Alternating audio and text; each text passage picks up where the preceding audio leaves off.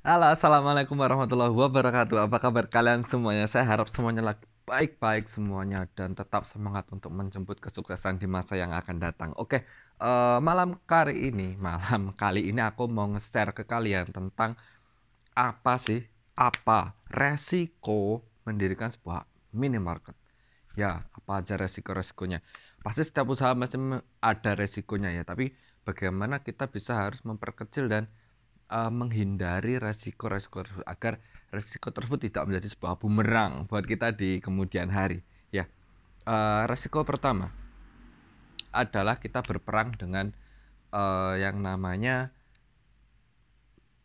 item yang sangat banyak. Tentunya item yang sekian banyaknya itu akan memberikan sebuah membutuhkan tenaga yang ekstra untuk input, mengawasi, uh, meng, selalu mengkolaborasikan antara data yang ada di komputer dengan data yang ada di fakta yang ada di lapangan. Bagaimana mengkondisikannya itu? Karena apa? Yaitu ya satu, resiko pertama dia rawan hilang. Jadi uh, minimarket itu kan mereka self serving, jadi mereka melayani diri mereka sendiri. Jadi resiko yang pertama adalah barang itu rawan hilang. Karena kita sadari bahwasanya di Indonesia itu tidak menutup kemungkinan masih banyak orang-orang yang tangannya celanditan alias mau nyolong gitu ya. Jadi kita harus ekstra pengawasan dengan cara meminimalisir resiko tersebut dengan cara kita memasang CCTV di setiap sudut-sudut ruangan yang ada di toko kita. Nah, itu sudah saya lakukan. Selanjutnya tinggal kita berdoa saja semoga aman-aman saja. Nah, nanti juga akan ada cara yaitu stock of name. Stock of name itu pengecekannya itu seminggu sekali, itu akan saya jelaskan juga di video yang akan datang nantinya. Nah, itu resiko pertama adalah kehilangan.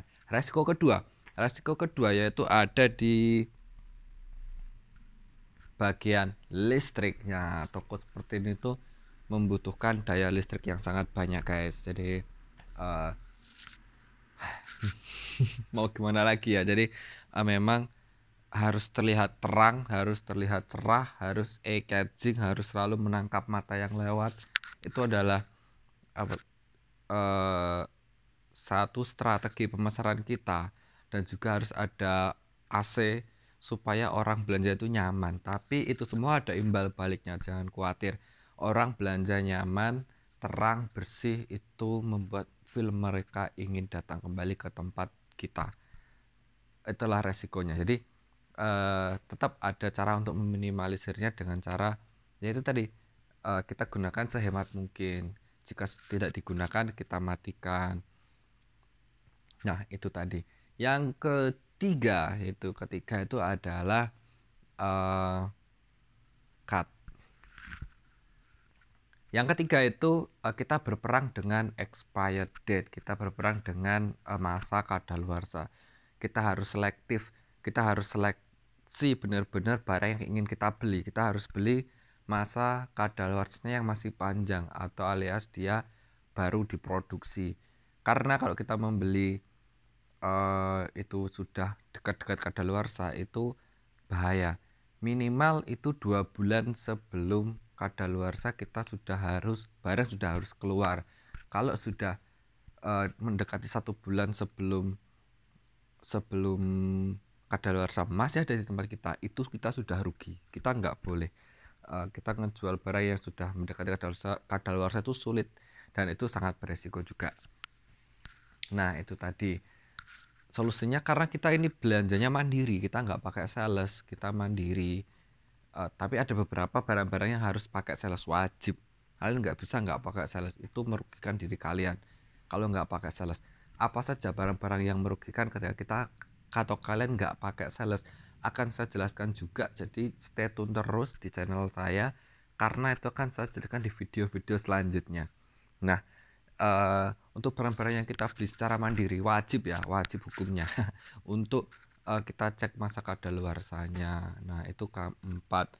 Kelima, alias terakhir ini adalah hal yang sebenarnya rutinitas, yaitu kalian harus wajib membersihkan atau mengelap barang-barang kalian dan menatanya kembali setiap hari. Karena orang milih itu kadang jadi roboh, kadang habis dibeli orang, terus kita belum memajukan stok yang ada di belakang, kita taruh di depan. Nah, itu harus kita lakukan setiap hari. Dan kita lap semuanya, kita bersihkan. Karena apa? Karena tempat yang tidak tertutup seperti ini akan menimbulkan debu. Jadi kita harus sering ngelap ya, biar barang-barang kita ini akan selalu terlihat bersih. Nah, itu tadi kelima resiko yang perlu kita waspadai. Sebenarnya masih banyak resiko-resiko yang lain, tapi yang menurut saya paling mencolok tuh yang ini yang harus kita perhatikan. Tentunya semua bisa diminimalisir, jangan khawatir. Ya karena malam hari ini malam ganjil di 10 hari Ramadan, nggak nyangka ya sudah mendekati Ramadan, udah hampir habis gitu. Nah, ini waktunya kita untuk gaspol amal baik. Kita gas terus di 10 malam terakhir ini, kita harus semangat untuk beribadah. Saya sampaikan, saya ucapkan selamat beribadah, selamat menggaspol amal baik, selamat berperang melawan COVID. Jangan berdamai, jangan pernah berusaha untuk ya wis lah apa enenge. Enggak, kita harus terus strong, kita harus menghadapi kenyataan ini dengan sekuat mungkin. Jangan kok kita terus lalai nggak pakai masker. Ini bukan saya nggak pakai masker, emang karena sudah tutup. Saya selalu pakai masker ya, dimana-mana saya keluar, bahkan saya ngasih pun saya selalu pakai masker. Jadi jangan khawatir, jangan dikira saya nggak SOP. Saya benar-benar sangat SOP. Dan saya selalu punya hand sanitizer, meskipun harganya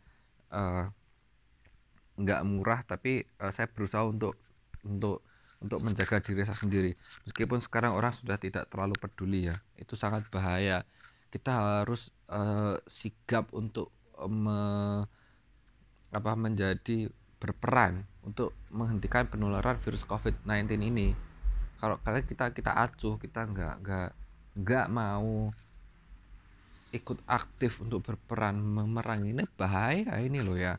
Jangan dianggap ketika virus sudah masuk nanti bisa disembuhkan, kalian jadi kebal. Enggak, virus itu menggerogoti, jangka panjangnya kita masih belum tahu, secure-nya kita belum tahu, bagaimana vaksinnya bekerja kita belum tahu.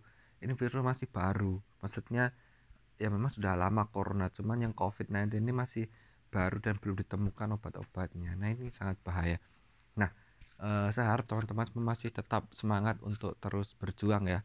Jangan bosan-bosan buat mengingatkan orang-orang di sekitar kita. Ini kan menjadi sangat dilema karena orang-orang jadi sensitif.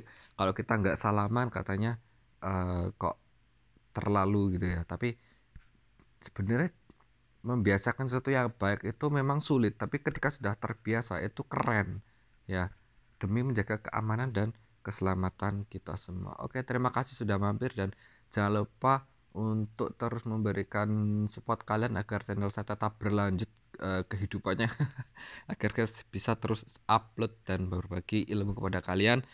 Terima kasih. Jangan lupa klik like, subscribe, dan aktifkan loncengnya. Saya akhiri, assalamualaikum warahmatullahi wabarakatuh.